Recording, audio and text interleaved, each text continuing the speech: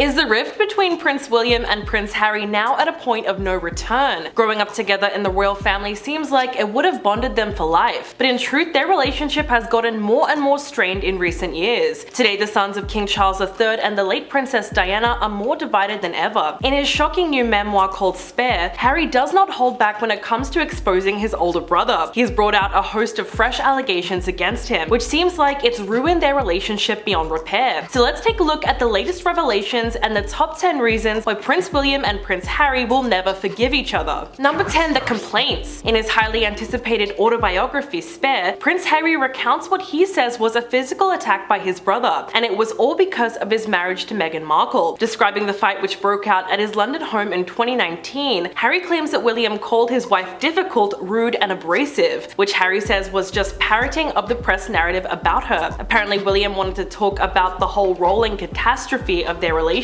and the struggles with the press, but when he arrived at Nottingham Cottage, Harry said that he was already piping hot. It was then that William launched into a rant about Meghan and obviously had several complaints that he wanted to air. Harry tried to defend her and told William that he was just repeating the press narrative and that he expected better from him. He wrote that by this point he could see that William was not being rational, and the two men started shouting over each other. But William's complaints reflect the basis of the conflict between Meghan and the royal family. In her interview with The Cut, she explained that her problems stemmed from her sheer Americanness, her desire to ask a lot of questions and to never be involved with something that she couldn't totally have her hands on, all of which violated the unspoken social norm in the royal family. Number 9. The fight. The confrontation at Nottingham Cottage became heated to the point where they physically hurt each other. Harry said things really escalated when they started exchanging insults at one another. When William claimed that he was just trying to help, Harry said, "Are you serious? Help me? Sorry, is that what you call this? Helping me?" Apparently that comment further angered his brother, who then lunged at him. At this point Harry said that he went to the kitchen and gave his brother a glass of water, trying to get him to cool down. Harry wrote, "He set down the water, called me another name, and then came at me. It all happened so fast, so very fast. He grabbed me by the collar, ripping my necklace and knocked me to the floor. I landed on the dog's bowl, which cracked under my back. The pieces were cutting into me. I lay there for a moment dazed and then got to my feet and told him to get out." Apparently William urged him to hit back, but when Harry refused to do so, he decided to leave. Although when he did return, he is said to have apologized and told him not to tell Meghan about what happened. So obviously when William did return, he was very regretful about the way that he attacked his brother, and he might have felt ashamed that it even got to that point. Harry said this resulted in visible injury to his back, so it seemed like there was a lot of pent-up rage that came out during the fight.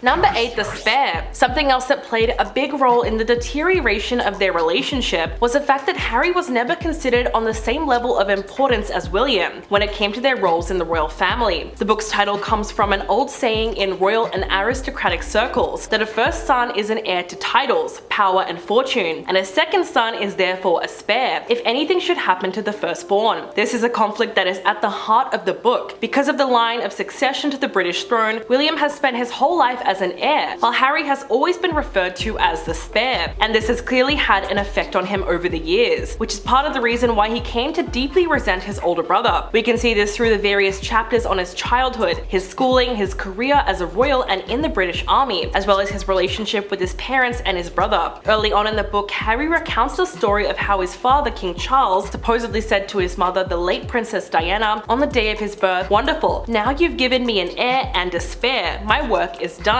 Overall, there's no telling how this kind of thinking would have shaped Harry's life. As we know, he always wanted to break out on his own and become something other than just a backup brother. Number 7. Pushed to the limit. The fact that Harry has been so outspoken about the private details of his relationship with William just goes to show you how far their rift has gone, to the point where it feels irreparable. In his latest media appearance, Harry spoke to Anderson Cooper on 60 Minutes and explained why he felt compelled to speak publicly about life within the royal family after he and Meghan stepped down from their senior duties in March of 2020. He said, "Every single time I've tried to speak privately, there have been briefings and leakings and planting of stories against me and my wife. You know, the family motto is never complain, never explain. But it isn't just a motto. They will feed or have a conversation within the correspondent, and that correspondent will literally be spoon-fed information and write the story." Harry went on to say, "So when we're being told for the last 6 years we can't put a statement out to protect you, but you do it for other members of the family, there becomes a point when silence is betrayal. Later in the clip, Anderson Cooper asked Harry if he could see a day where he would return to being a full-time member of the royal family, to which he simply said no. However, he did admit to wanting his father and his brother back in his life, even though he said they've shown absolutely no willingness to reconcile. So at this point, it would be a miracle if they even speak to each other ever again. Number 6, the controversial uniform. Back in 2005, Prince Harry attended a costume party dressed in a uniform that was so scandalous, it rocked the headlines of every tabloid for weeks. With its racist undertones, it was a risky enough outfit for anyone to wear, let alone a British royal. Of course, pictures from the party were leaked to the press, who plastered it all over their front pages. Now in his new memoir, Harry makes a truly shocking accusation. He claims that William and his wife Kate Middleton not only knew about the costume, but approved of it beforehand. After being unsure of what to wear to the Halloween party, Harry said that he phoned them and asked what they thought about the outfit. He even tried it on in front of them. He said, "I rented it, along with the ridiculous mustache and returned home." Willie and Kate were laughing. It was even worse than Willie's leotard costume, much more ridiculous, which again was the point. If this is true, it's seriously one of the most shocking allegations in the book. At the time of the scandal, Harry was 20 years old and William was 22. They were both old enough to know better, but only one of them ever apologized for it. If anything, the fact that William and Kate only laughed about it shows that they were equally to blame for the insensitive costume, which only gets worse when you take into account the accusations of racism that Harry has also leveled against the royal family as an institution. Number 5, the funeral of Prince Phillip. In the book's introduction, Harry wrote about the secret meeting at Frogmore Gardens following Prince Philip's funeral in April of 2021, and he revealed that his family members had come for a fight as they attempted to reconcile. He compares a major argument that he had with his brother and father to a duel, and said that it started when they were trying to come to an understanding about why he and Meghan had left the royal family. Harry wrote, "If they didn't know why I'd left, maybe they just didn't know me at all, and maybe they never really did." He went on to say, "I tried to explain my side of things. I wasn't at my best. For starters, I was still nervous, fighting to keep my emotions in check while also striving to be succinct and precise. More, I'd vowed not to let this encounter devolve into another argument, but I quickly discovered that it wasn't up to me." Harry even recalled being cut off by one or both members of his family every time he tried to speak. Eventually, the argument between himself and William started getting heated, so much so that King Charles stepped in and begged his sons not to make his final years a misery. If their father truly had to break them apart, it means that the argument had escalated to a point of no return. If anything, it's sad to see that Charles felt that he had to do that in order for them to not hurt each other. Number 4, the Sandringham Summit. In the 5th episode of Harry and Meghan's Netflix series, the couple recounts a family meeting that took place to discuss the decision to reduce their roles as working members of the royal family. Meghan said, "Imagine a conversation, a roundtable discussion about the future of your life. When the stakes are this high, and you as a mom and the wife and the target in many regards aren't invited to have a seat at the table." Harry claimed that there were arrangements made to ensure that she was left out of the discussion, but maybe this was for a good reason, as the meeting quickly turned into a disaster. Harry said, "It was terrifying to have my brother scream and shout at me, and my father say things that simply weren't true, and my grandmother quietly sit there and sort of take it all in." He described that meeting as hard and said that it ended without a solid plan of action. Harry described the moment and said, "The saddest part of it was this wedge created between myself and my brother, so that he's now on the institution side. Part of that I get, I understand. That's his inheritance. So to some extent, it's already ingrained in him that part of his responsibility is the survivability and continuation of this institution." This was one of the many revelations that came out in the documentary, but more than anything, it really paints a picture of how strained their relationship had become. Number 3, excluded from the family. In their Netflix docuseries, Harry and Meghan spoke about the moment that they saw the rest of the royal family at Westminster Abbey for the Commonwealth service. This was apparently the first time they saw them in person since announcing their decision to step back from their duties, and Harry recalled that the meeting looked and felt cold. He said, "I felt really distant from the rest of my family," which is interesting because so much of how they operate is what it looks like and not what it feels like, but it looked cold and it also felt cold. After discussing the death of his grandfather, Prince Philip, Harry brought up the time that he flew back to the UK to attend his funeral and admitted that it was hard going back for the first time since he and Meghan left the family, and it was difficult talking to his father and brother because they were very much focused on the same misinterpretation of the whole situation. He said, "None of us wanted to talk about it at my grandfather's funeral, but we did. I've had to make peace with the fact that we're probably never going to get genuine accountability or a genuine apology." So Harry believes that when he returned to the UK, his family were already giving him the cold shoulder, and it was at this moment that he realized that they would never apologize for what they've apparently done. So just from the story, we can see that the brothers absolutely cannot see eye to eye about the way that Meghan and Harry were supposedly treated by the family. Number 2, stories planted against them. One of the biggest accusations that Harry leveled against William was that he and his office had been planting negative stories about Meghan. Harry spoke of the dirty game that was played by the royal communications teams and the media, where they would trade damaging stories about one family member in exchange for a negative story about another one being dropped. He said there's leaking, but there's also planting of stories. So if the communications team wants to be able to remove a negative story about their principal, they will trade and give you something about someone else's principal. He went on to say, to see my brother's office copy the very same thing that we promised the two of us would never do, that was heartbreaking. I would far rather get destroyed in the press than play along with this game, all this business of trading. That's a pretty big accusation to swing against William, to insinuate that he or his people fed the press negative stories on Meghan, all to try and get the heat off of him. Harry also hinted that Kate might have been jealous of all the media attention that his wife was getting, and claimed that she was doing the job better than the person who was born to do this. He says, this is also what led to the increase of negative headlines that started coming out about her after their 2018 wedding. And coming in at number 1, criticizing William and Kate. One thing about the documentary that was glaringly obvious was that Harry and Meghan were using it as an opportunity to subtly diss William and Kate's marriage. In the first 3 episodes, when Harry explained his reasons for marrying Meghan, he compared her to his late mother, Princess Diana, and said that when it comes to choosing a partner, he was more like her than William, because he made his decision from his heart rather than his head. Then in what really sounded like a criticism of his brother, he said that in the royal family, the temptation to marry someone who fits the mold, obviously referring to Kate Middleton. He also said that as the products of divorce, both he and Meghan were determined not to make the same mistakes as their parents. For her part, Meghan recounted the first time she met William and Kate, and said that she was surprised by how formal they were, even behind closed doors. She said, I guess I'd start to understand very quickly that the formality on the outside carried through on the inside. In comparison, she said that the first time she met the couple, she wore ripped jeans and was barefoot when they came over for dinner. She said, I was a hugger, always been a hugger. I didn't realize that this is really jarring for a lot of Brits, which seemed like an obvious attempt to make the pair out to be cold, even towards their own family. So what do you think about everything on this list? Let me know in the comments below, and I'll catch you in the next video.